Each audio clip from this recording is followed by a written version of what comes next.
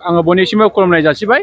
दिनैहाय जोंनि चिरां जिल्लानि सिङाव थानाय नैबे जा हाथिसार ओनसोलाव जोंहा मोनसे Kokrajhar medical college and hospital बिथांमोननि माखासे सुजुग सुबिदाखौ लानानै दिनै क'क्राझार जिल्ला गारि आरो रोगाथाइ बिफाननि गेजेरजों मोनसे फोसावदिंनाय हाबाफारि लादों।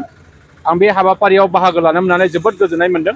आरो बे हाबाफारियाव जोंनि बिटिआरनि जाहा चिफ मानव गेदेर प्रमद बर' सारनि वाइसडि डक्टर सांग्राम ब्रह्म बिथाङा बाहाय बाहागो लादों।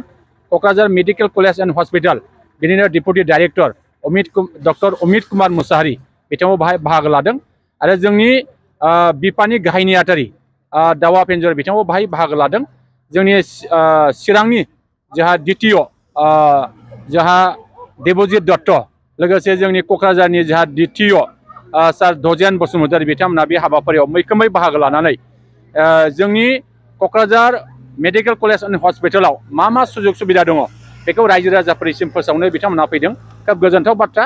आंबो रायजो राजाफोरनि जानानै बे ओनसोलनि सासे नोगोरारि जानानै रायजो राजाफोरखौ आङो गुरैयै खावलायनो सानदों जे जोंहा गाबोन फुंनि 9 रिंगानिफ्राय क'क्राझार मेडिकेल कलेज एन्ड हस्पिटालाव जोंहा थांलाय फैलायनि थाखाय मोनसे गारिनि बेबस्था बेखौ दिनैहाय रायजो राजाफोरनिसिम हगारनाय जादों।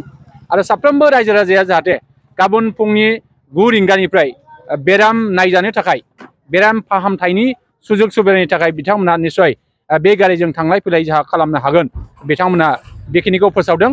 आरो बे फोसावनायनि गेजेरजों जाहाथे साफ्रोमबो रायजो राजाया जाहाथे जोंनि बे गाव गावनि देहाखौ फोसाबनायाव फाहामथाय लानांगौनि थाखाय जाहाथे बयबो गोसो गुदुं रायजो राजाफ्रा जाहाथे बिसिम सौहैनो हायो आं बेखिनिखौ खावलायदों।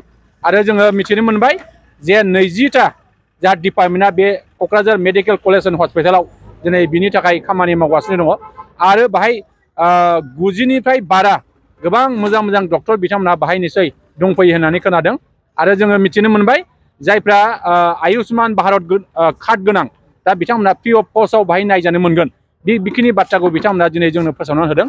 आङो बेखायनो गुरैयै खावलायगोन जों गुबुन गुबुन जायगायाव थाङा लासे गोबां खरसा गारालासे जोंनि बे खाथियावनो थानाय जा क'क्राझार मेडिकेल कलेज हस्पिटाल बाहाय थांनानै गाव गावनि लोमजानाय देहा गाव गावनि गोबां बेराम आजारखौ फाहामथाय लानो थाखाय बयबो आवगायबोगोन।